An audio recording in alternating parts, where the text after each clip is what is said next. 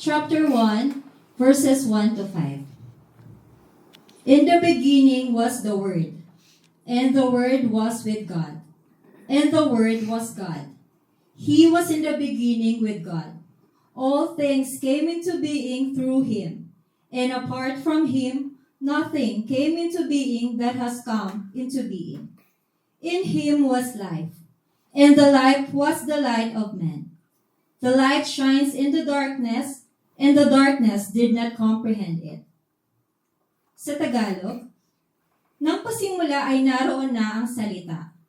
Ang salita ay kasama ng Diyos, at ang salita ay Diyos. Sa pasimula ay kasama na siya ng Diyos.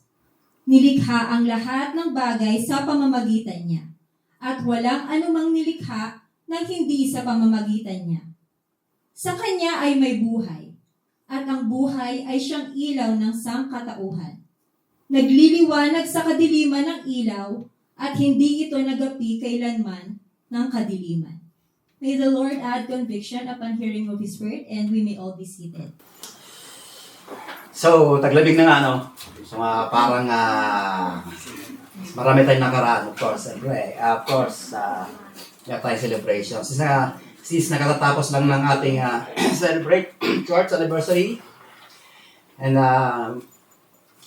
Christmas celebration and almost 14 years na ating church. At maraming salamat po sa last Friday na ating ugnayan at kipag-participate sa bawat isa. We celebrate that in 14 years na ginagabayan tayo ng ating ang church po ng ating DCC. So, every Christmas nga sabi, kada dumarating ang buwan, yung Pasko, meron tayong kanyang-kanyang kwento, no? Pagkatapos, after ng ating mga celebration. Meron tayong Christmas story, yung na-experience natin. Minsan naalala pa natin yung mga nakarang Christmas. Ano kaya yung mga na-receive ko, mga last Christmas. So, minsan naalala pa natin yung elementary natin, yan, yung mga panyo, yung mga sipilyo, mga photo frame. Nag-compare natin sa ngayon, no, mga nakarang. But ito parang nag-upgrade na. Diba? Maybe nakarang Christmas, Friday, di ba? May naka-receive siguro ng mga cellphone, necklace. Praise God. So, meron tayong story. Kada ating Christmas after ng ating celebration, no? Yung mga nagaganap, di ba? So, ayan. So, ay sa binasa natin, so, sa unang pagbabasa natin, it is, pabila na sa atin ng verse na yan, di ba? Maraming beses na natin natatalakay ang verse na yan. At kung basa ay titignan natin kung ano nga ba ang story ng Pasko. Ang tanong, which is, nung na-experience ba natin yung mga Christmas na yan, ilang beses na natin tayo in the church o nag-celebrate ng ganyan. Ano naman, kung paano natin ikwento ang Pasko. Paano natin ikwento sa ating buhay o sa ating mga nakakasalamuha. Kung paano natin i-celebrate ang ating Pasko. So, ang title po natin, Christmas Light. No? Walang Christmas tree. So, Christmas light tayo. Di ba? So, sino sa inyo naniniwala sa akin na anuman ang dilim sa ating buhay, ay anuman kasalimuot ng ating buhay pinagdaranan, anuman kadilim yan ng ating buhay, ay anuman kasulok-sulukan ng ating buhay, ay naniniwala ba tayo na yan ay iilawan ng ating Panginoon? Amen. So, since ina-admit ko na pagka every ganyang Christmas topic, medyo nahihirapan ako maghanap. Sa dami, hindi naman mahirapan. Sa dami. Di ba? Because maybe some of us nasa expecting the best topic preaching. Oh, Christmas na naman to. Siguro, ina-expect natin na merong mas the best na sermon. Sabi ko nga. Pero ano mga kapatid, it is interesting. Sabi nga, yung Christmas na pinipreach natin, every Christmas month, itong buong month na to, sabi nga, yung pinipreach natin na Christmas season, actually prophesy na kasi yan eh. Na-prophesy na ng in the Bible yan. Sabi nga, yung estimated 400 times, sabi, all in scripture, na na-prophesy ang Christmas season. in the Bible. From to Genesis, to Matthew, from Old Testament, all the way the New Testament, there were about, sabi nga, 400 prophecies about Jesus Christ. Prophecy. And na 400 prophecies, then this Satan will defeat it. Diba? Kung na-prophesy man natin Panginoon, 400 times din na defeated si Satan. 4,000 years in the making, sabi. And 4,000 years na inantay ang Panginoon, ang pagdating ng Panginoon. From Old Testament to the New Testament, sakop lahat yan. There are about 400 years of silence of God. Ito yung mga detail na yan, sabi nga, 400 detail scripture hanggang sa pagdating ng ating Panginoon. At siguro, medyo, para sa akin, medyo mahirap o yung struggle message. Kasi sa dami ng scripture na pagpipilian, so, meron lang tayo nga inulit-ulit na mga 2 accounts o 3 accounts. Sabi nga, detail. Sabi nga, instead na interesado kayo sa mga detail na to, ang tanging Matthew at Luke, sabi nga, pinaka nag-exist, pinakamalapit sa mga ating kapanganakan ng ating Panginoon. Yung pinakamalapit na story. Di ba? Ewan ko kung ganito yung expectation natin. Minsan, sabi nga, struggling sa pag-iisip ng scripture. Inisip ko kasi, mas something, meron pa ba akong sasabihin pang mas malalim pa? O mas profound pa pagdating sa kapanganakan ng Panginoon? Mas something to say. Sabi, something everything Christmas messages. Kada every Christmas. Yung pa rin di ba? Paulit-ulit lang tayo ng ating itatabi. So, mas, hindi na kailangan, kumbaga sa in 14 years ba natin sa simbahan, yung sa mga nauna, kailangan ba natin mag-ulit-ulitin? Sabi nga, wala na, sabi. The question is yun, kung paano man natin i-story. Sa tagal-tagal natin naririnig yung mga scripture na to, yun naman ang ating part, kung paano natin kwento ang ating Panginoon. Yung Christmas life na story. So, sabi nga, I don't have to say something new. I don't have something deep and profound. But I believe, through the Holy Spirit, doon natin may experience yung profound, yung deep sa ating story na to. Kung paano mag-duel sa atin ng Holy Spirit. Ulitin na natin ang scripture by the word of the Holy Spirit. So doon natin malalaman kung gaano nga pagkalalim. So sisimplihan lang natin ang story of life. Yes, sabi nga paulit-ulit, ang pagkapanganak ng ating Panginoon. Kasi nga ang katotohanan sa minsan ito, yung mababasa natin sa Matthew and Luke, story, yung detail na nirarate na dinadrama natin minsan, sa maraming tao, nakikita natin sa mga chatter, sa mga programs, sa churches, dito nakaangkla yung katotohanan na kung saan nakakapit ang ating pananampalataya na mayroong Misaya na darating. At kung hindi, sabi nga, kung hindi bumaba ang Panginoon, wala tayong Pasko. Di ba? At kung hindi namatay ang mulit na buhay ang ating Panginoon, Jesus, walang Kristiyano sa mundo. Di ba? Paano na pa tayo ang ginagawa natin dito? Sana wala na tayo rito. At salamat sa ating Panginoon, Jesus, at binigay na niya ang kanyang buhay sa atin.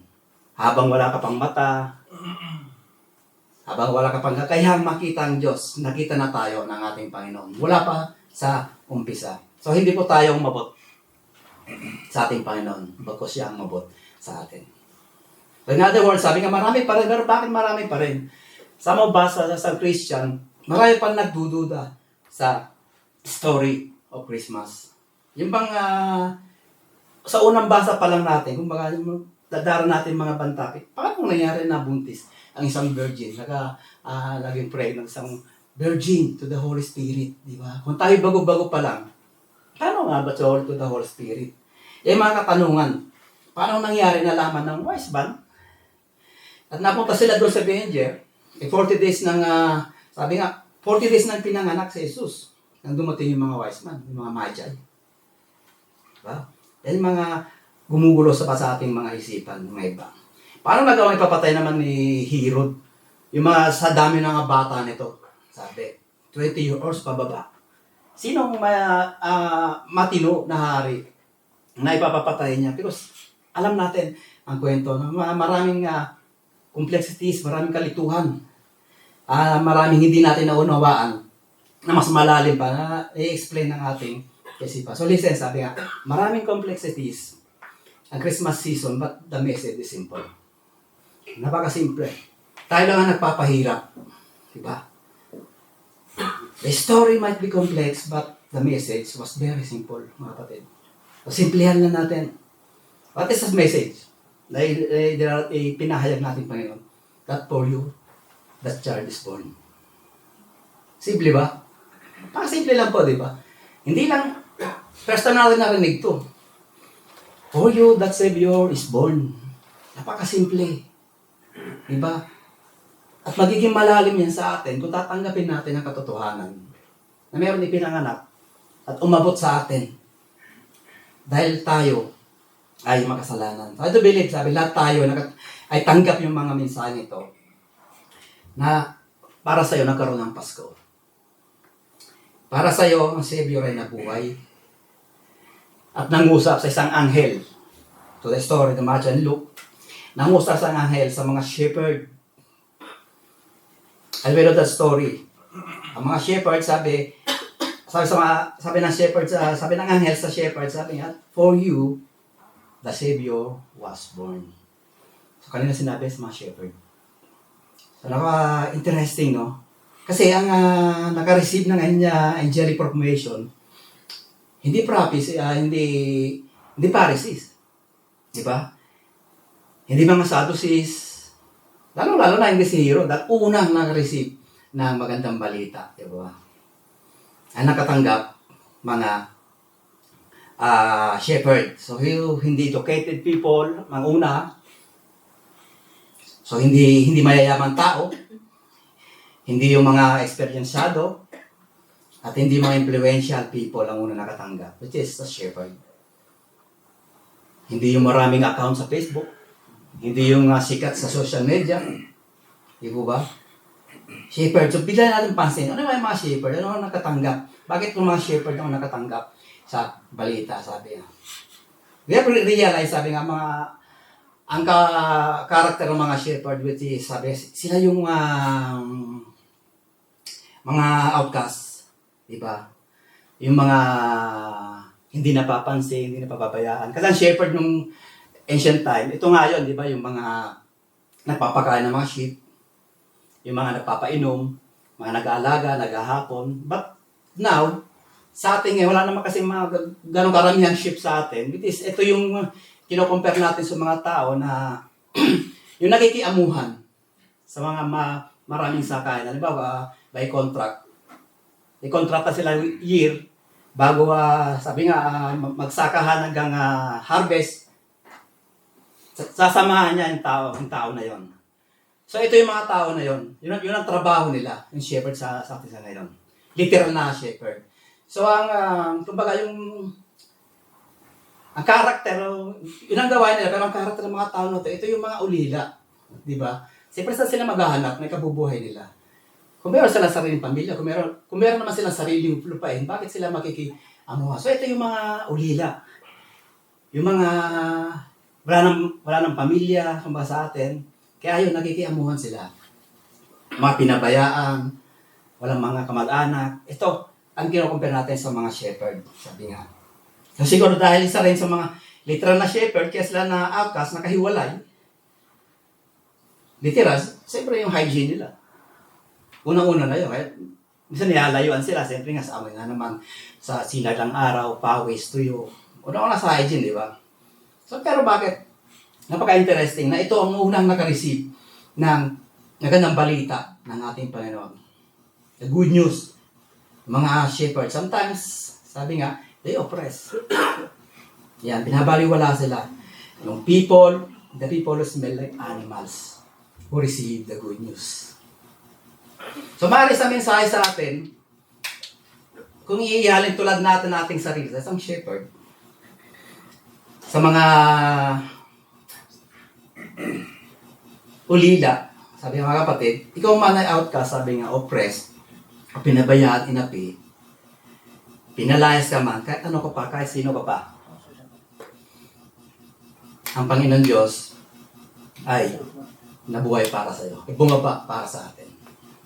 At ito ay may dala ng ating kaligtasan. Galing sa Diyos ang salvation. At paalala rin sa bawat isa, kahit makasalanan ka pa, sabi nga, ang regalo ng Diyos, kahit hindi ka mayaman, hindi ka man na-influential na tao, hindi ka man nakapaghanda nung last Christmas, wala kang panghanda, para sa iyo ang Pasko, kapatid. Meron kang karapatang mag-celebrate ng Pasko. Ano man ang katayo natin, kahit ano bang isipin mo pinakamababa ang iyong sarili, huwag mong kalimutan na para sa atin ang pagbaba ng ating Panginoon Jesus. Sa paalala din sa mga bawat isa sa atin, hindi ang regalo pala, ang regalo ng dala natin pa, hindi lang limitado sa mayaman na, siyempre for God, so lahat all the world, di ba? Hindi limitado sa mga educated lang, di ba? At hindi limitado sa mga religious lang. Lalo na, hindi limitado doon sa mga Christmas lang magsimba. Isipin natin. Kung ikaw man yung kada birthday mo lang nagsisimba, praise God, hindi lang doon natatapos ang regalo ng ating Panginoon. Sa'yo pa rin ating Panginoon. But minsan ba, nakakaramdam tayo, sabihin ko lang ng salita, nakakaramdam na tayo ng konting hiya sa ginawa ng ating Panginoon. Kung ganito tayo, diba? Hindi man limited ang pagmamahal ng Panginoon, pero bakit minsan lang ako magsimba? Kada birthday ko lang o kada Christmas lang. Diba? Gawin na lang natin yun eh. Yung hiya na lang eh, di ba? Maaabot na natin ang Panginoon. Maabot ka na ng Panginoon kung meron itong konting ganong nararamdaman sa ating buhay.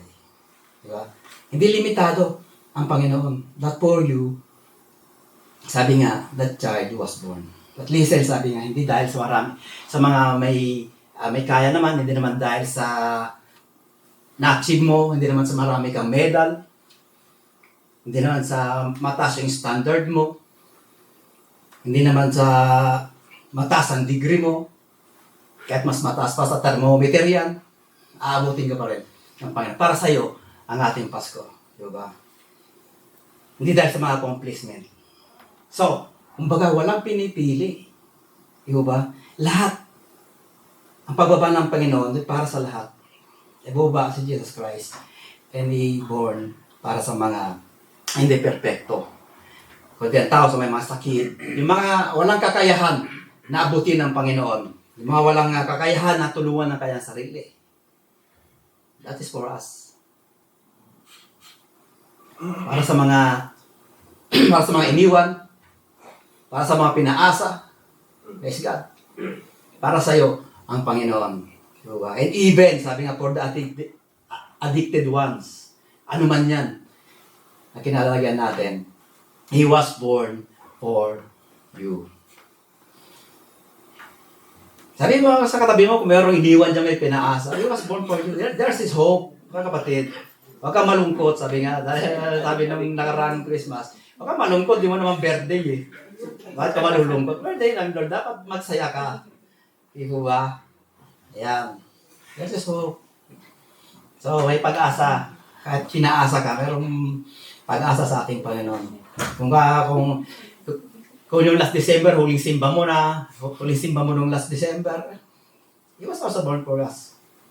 Kahit hindi ka magaling magpaliwanag, ayan na lahat ng pinakasimpleng example, kasi minsan kasi nagsasalpiti tayo, dapat bawas sa Panginoon. No? Huwag natin isipin yan.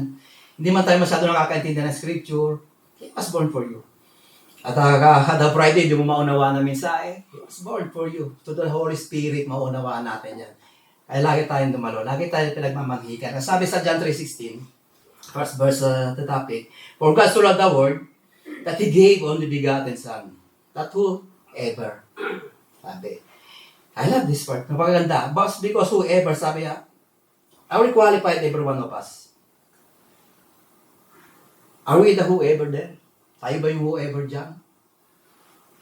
Kasi sabi, Jesus loved the world, that He gave only begotten Son, so that whoever, the addicted, the outcast, yung mga iniwan, mga pinaasa, mga may hirap, may sakit, that is a whoever, kapatid. Yung mga hindi pinapansin, whoever believes in Him, there is eternal life, mga kapatid. Meron buhay na walang hanggan.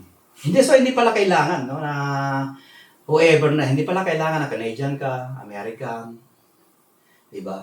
Hindi kailangan na Japanese, Sudanese, di ba? Kasi whoever. In other words, ang importante, you're just have to be a human.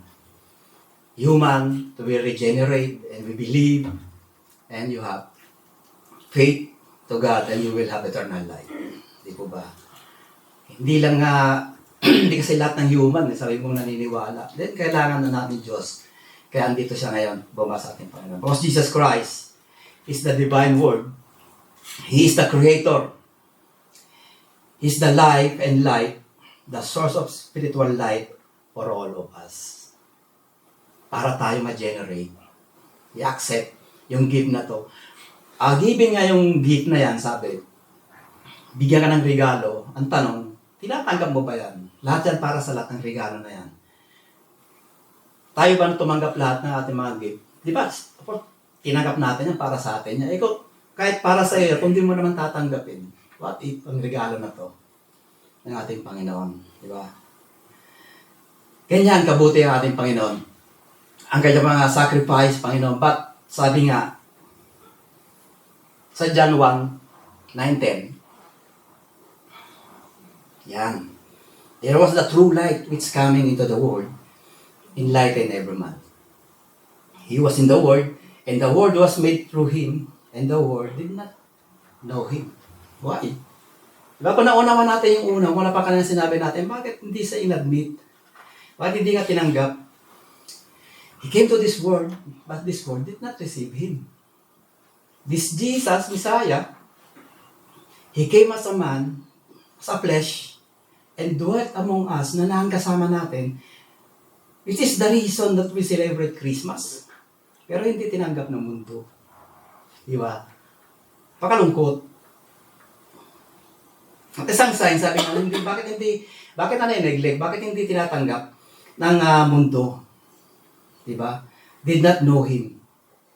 We neglected, nakalimutan natin na may Diyos na bigay kaligtasan. Kaya yung ilang mga yung napakasad, yung mga naturingan pang Kristiyano, yun ang mga nakakalimot.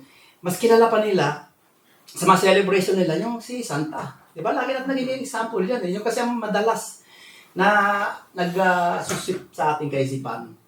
Sa mga mature na, walang problema. Paano naman yung mga bata na papalaki? Umpisa pa lang sa bata pa lang.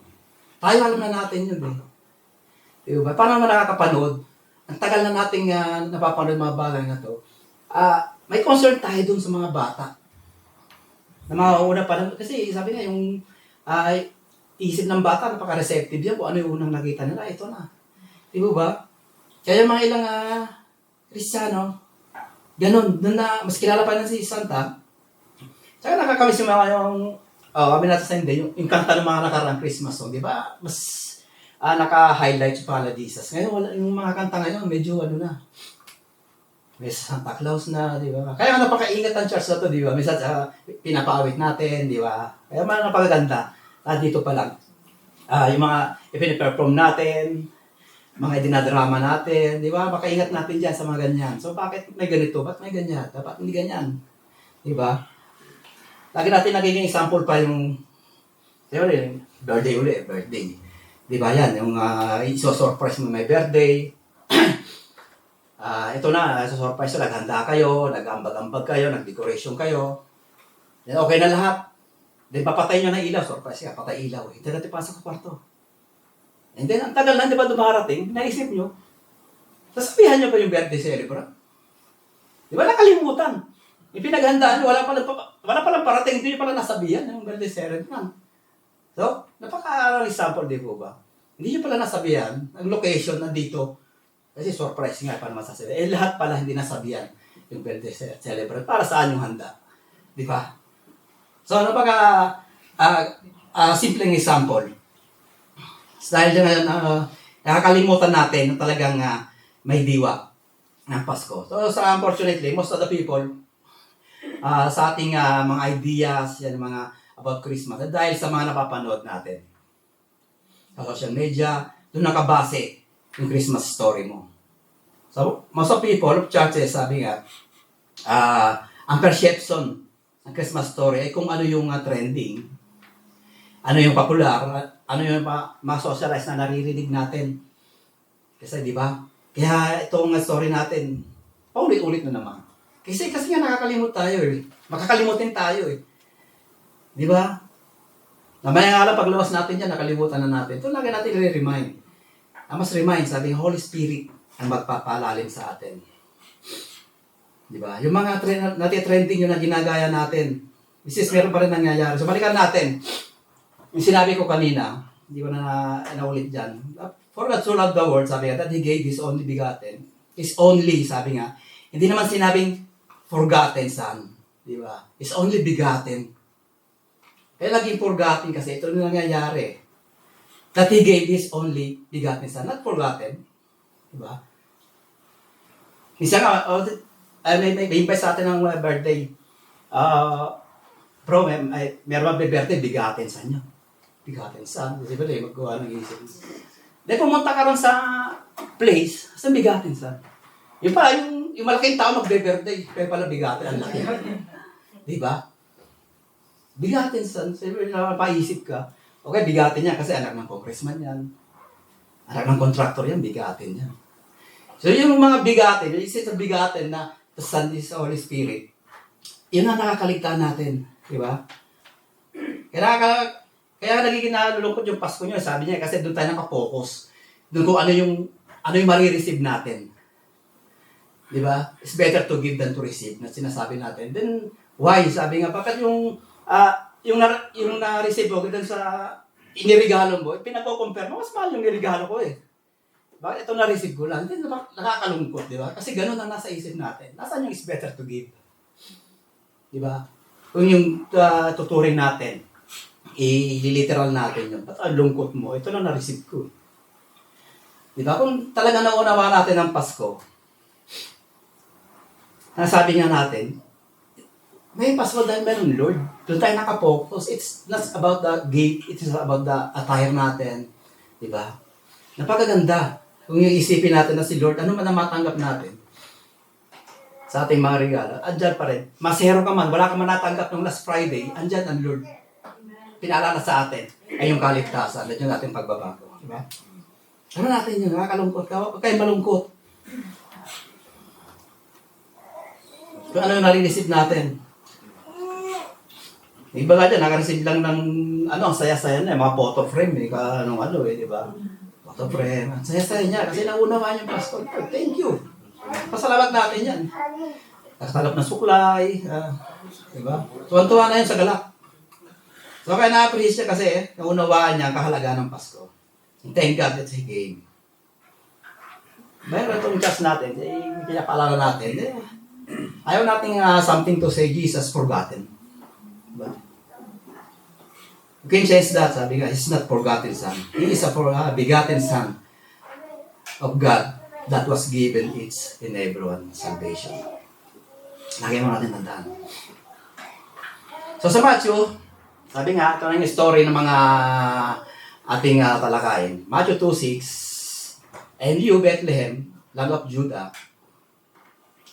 are by means least among the leaders of Judah, for out of you shall come forth a ruler who will shepherd my people. This verse, sabi niya, highlights ang kapanganakan ng Panginoon to the story of Matthew. Yung katuparan ng prophecy of Testament. Diba? Napaganda. Ito yung story ni Matthew sa kanyang Christmas. Ibig sabihin sa prophecy nga, sabi nga doon sa Old Testament, sabi sa Mika kasi, sa Micah 5:2. But as for you, Bethlehem, Ephrata. O Ephrat, sabi nga. Ano yung Ephrat? It means, sabi yung fruitful abundance. Yung bearing fruits, ito yung lugar. Sabi nga, sabi nga, kahit napakaliit mo, sabi nga, pinakamalit ka sa lahi ng Judah, sa iyong angkan magmumula ang isang mamumuno, sabi nga, sa Israel. Di ba? Kahit napakaliit, sa iyo magmumula ang mamumuno sa Israel. Kahit ano man tayo, sabi ka, ano man tayo kababa ulit. Kung sa atin magmumula, at sa ating pagdadaluyan yung blessing, sabi nga, pagpapalain tayo ng Panginoon. This is katuparan ng story ng story ni Matthew. Diba? Napakaganda. Yan ang lagi natin na uulit-ulit. Kung i-compare natin sa ating sarili, ikaw man itong even sabi nga si Abel, sabi nga dating shepherd, balita sa shepherd, si Abel, si David, di ba? Si Moses, si Amos, di ba? Dati siya ng shepherd before yung calling, sabi ng Panginoon, bago dumating yung magandang calling ng ating Panginoon. Nagaling siya sa shepherd. It is us. Di ba ayaw ba natin yung tayong pagdadaluyan ng papapala ng ating Panginoon? Isa kasi tayong, alam mo, dumadaloy na yung ating pagpapala, irampat natin sa ating sarili mismo. Hindi natin pinapadaloy sa ating mga mahal sa buhay o sa mga nangangailangan ng kaligtasan. Diba? So nasaan yung love na in-express natin Panginoon? Kung bakit sa kailangan to express His love, sabi nga. Kaya nandito ang Panginoon. Hindi lamang yung matupad ang prophecy. Dahil ipadama din yung pag-ibig. Kung ano yung pag-ibig na pinadama sa atin ng Panginoon, yun ipinapadama natin sa atin, mga kapatid. Mahirap magmahal ng kaaway. But for the Lord is doable. Magagawa po natin yan. Mga bagay na yan. Sa una, magagalit ka sa tao. But at the same time, to the Holy Spirit, matataga mo, maunawaan mo, yung profound, yung deep.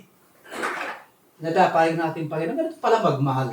Na kahit kaaway mo, na kahit kalaban, kahit sinaktan ka, magagawa mong mahalin. To the Holy Spirit. Diba? Hindi kikilos, sabi, hindi natin magagawa yan, hindi natin kikilos, tatanggapin ang mga regalo na to na magbumula sa ating Panginoon. Kahit anong gawin natin, kahit lagi mo nakikita yung isang bagay na galit ka. Hindi mo magagawang mahalin yan. Hindi natin tatanggapin ang ating Panginoon. That's a story. Diba? Sa ating manggagaling yung mga leader. O sa story of Luke.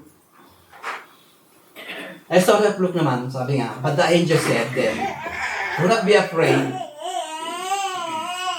Or behold, sabi nga, I bring you God good news of great joy, which will be all the people. Sabi. For today is the city of David, there has been born for you a Savior, who is the Christ, the Lord. Sabi nga, ito yung sabi natin kanina, mula sa umpisa pa lang. Ito ang na-witness ni Luke. Di ba? Yung fulfillment ng prophecy. Sabi nga, hindi pa sabi ni Christ, yung bring a joy and salvation. Sabi kumbaga sa not just for the Israel, but for all people. Diba? Mamaya, kung anong story natin, dadaanan natin, kung ano ba nga yung story of Matthew at story of Luke. Kasi sinabi dyan. So malinaw, napakalinaw. Kung basta, pinost ko lang yan, sinend ko yung message na yan. So napakalinaw sa Bible, Matthew and Luke. Na ang Christmas, sabi nga, nakikita natin, meron Mary and Joseph, may angel, na Joseph na meron unexpected na nakaroon sila ng anak na through the Holy Spirit. Diba? Unexpected. So sa Matthew and Luke, nabanggit din dun idagdag natin si Elizabeth, isang barren din na baog. Diba? Dahil si Mary, nagawa niya, ito sa isang barren, nagawa rin ng Holy Spirit, na pinagbuntis. At ipinaras si John, sumulan nito sa topic natin. Pinaras si John the Baptist na siya yung naghanda, nag-prepare ang daraanan ng ating Panginoon. So sa Matthew and Luke, meron Magi, hindi tatlong hari Magi. Kasi minsan yun, doon tayo na yung mga pantas, mga wise man from the east, sabi, and Jesus was born. Consistent. Okay naman, consistent naman ginagawa natin, di ba? Okay. Tama-tama naman yun, may problema ron. Ibig sabihin, lahat tayo, alam natin yan. Karamihan sa scripture, ang Christmas, base sa Matthew, ay Luke, pinakamalapit.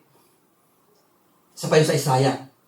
Kasi yun ang story detail Ba't pagkapalalayo? Ba't pa natin pahihirapan, sabi nga, ang ating mga scripture. Andito lang naman yung pinaka-detail. Mas marami nawaan. Diba? Kaya sabi ko, simplihan natin.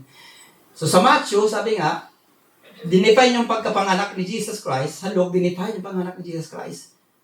So yung reference natin Christmas, so Matthew and Luke.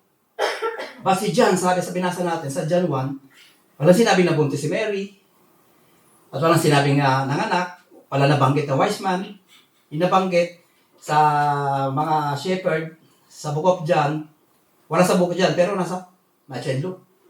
Diba? So, parang ikinuwento ni John yung Christmas in a strange way, yung kakaibang way naman ng kanyang story. Diba? Okay. Again, sa Matthew, titignan natin yung genealogy ni Jesus, kung saan nagmula, kung kaninong lahi, kung anong lipi. Mababasa natin sa chapter Luke yan. Kung ano yung lipi kung saan naglahi na mula ang Jesus. Trinice back niya all the way to Abraham to David. Diba? Why? Kasi ang kausap ni Matthew, this yung mga Jews. Mahudyo, Jews people. At kailangan na niya ipatotoo si Matthew na i-angkla si Jesus sa kanilang paniniwala na si Jesus ay galing sa lipi ni Abraham. Kasi si Abraham is the father of faith of Israel. Diba ba? So parang makumbinsi niya, ang Jewish people, kailangan na niya malaman na itong Misaya na to, so Jesus na to, isa sa Misaya, ay galing sa lipi ni Abraham dahil yung pinaniwalaan nila. Diba? Si Abraham. Kasi pinipilit na si Jesus, doon sila nagkakatalo. So yung story naman ni Luke, isinulat para sa mga Gentiles. Ayan, dito tayo pumapasok. Sino ang Gentiles? Ito si mga hindi Jews. Basta hindi mga Israelites, Gentiles yan. Yes, we are.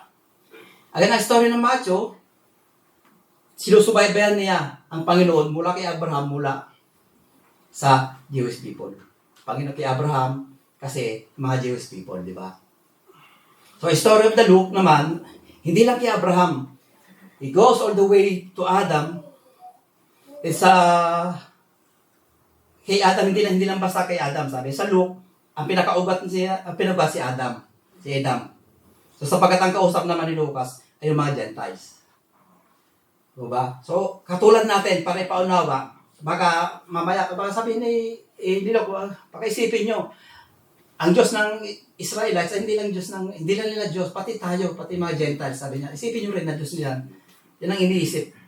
Baka isipin natin na ang Diyos ng Israel ay Diyos lang nila. Because nagkaroon ng John, di ba? Para makumbinsi. Sabi nga kasi bago pa may mundo, nag-exist na ang Diyos. Bago pa si Adam, nag-exist na ang mundo. Sabi nga. Paka-interesting story ni John. Kasi kung si Matthew, all the way to Abraham, at si Luke, all the way to Adam, then si John naman, all the way from the beginning. Nakasundan po natin, all the way from the beginning. Kung nababasa tayo ng Bible, sabi, para familiar yung 3 times na binanggit sa Bible na in the beginning. Di ba? Parang yung last Friday, I am, maraming I am. So, in the beginning, sabi. Ang salitang in the beginning. Kasi sa first page na the book, sabi nga, first chapter of the book, first verse, sabi, ano mababasa natin doon? Pumila tayo doon. Sabi, in the beginning, God created the heavens and earth. Sabi, in other words, again, the story ni Matthew, sinubaybayan niya ang Panginoon hanggang sa kay Abraham. Ang story ni Luke, sinubaybayan niya mula kay Adam. But sabi ni John, pwede mong subaybayan ang Panginoon in the beginning, sa umpisa pa lang. Andyan ang Panginoon. Created na. Diba? Dumating na. And dwelt among us. Because Jesus Christ existed even before the foundation of the world. Before the time began. O bago pa lang umpisa, andyan na ang Panginoon. So, in ang Christmas story ni Matthew, sabi nga, may wise man, may shepherd, may Joseph, Herod, priest, scribe, sabi nga, of course, si Jesus and there. Ang Christmas story naman ni Luke, may Elizabeth, may wise man, may rin Joseph din, Caesar, pero kay John, napakasimple lang ang kanyang Christmas story. Kung paano pinahag ang deity ng ating Panginoon. Sabi sa John 1:14, story of John, and the Word became flesh and dwelt among us. Yun lang. Diba? Yan ang story. Christmas story ni John. Diba? His glory as the world begotten Son from the Father, full of grace and truth. Bumaba ang Panginoon. Kasama natin. Kaya, sabi nga may handaan. Kaya may handaan kasi may celebration. Kasi may celebration, may Pasko. Kaya may Pasko because of that word became and dwelt among us. Dwelt among us. Baka simple lang ang pagkakapayag ni John. So, wala nag-dwelt among us. Then, hayaan ba natin? Sabi nga, hindi naman nagtago ang Diyos. Hindi nagtago ang Diyos. He came down from the heaven. Show nung pinakita niya ang kanyang sarili. To you and to me. Simple. Nag-duel sa atin, at hindi lang basta nag-duel sa atin.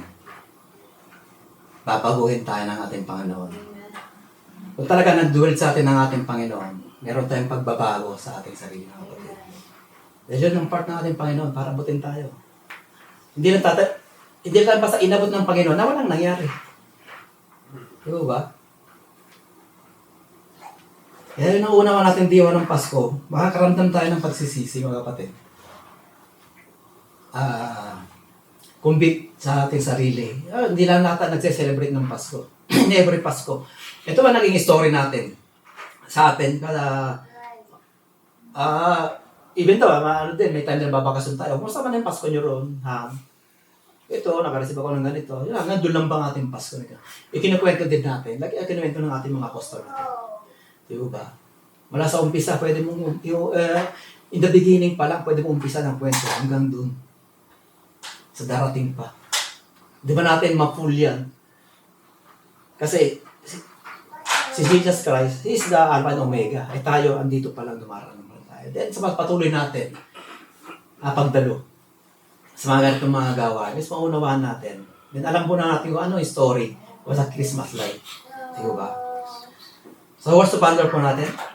Babasa natin sa John 1, 4 and 5. In Him was light, and the light was the light of men.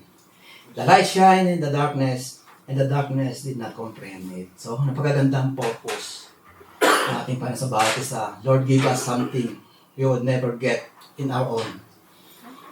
Hindi natin makukuha sa ating sarili, hindi bibigyan natin Panginoon. Hindi natin magagawa. You know? The point is, sabi nga, maaari tayong buhay sa ngayon, humihinga, ngunit hanggang doon lang.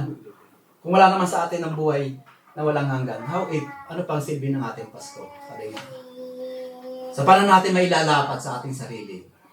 In that verse, sabi nga, also remember, sabi nga, a personal encounter with Jesus Christ, it's the wisest decision that you do in that.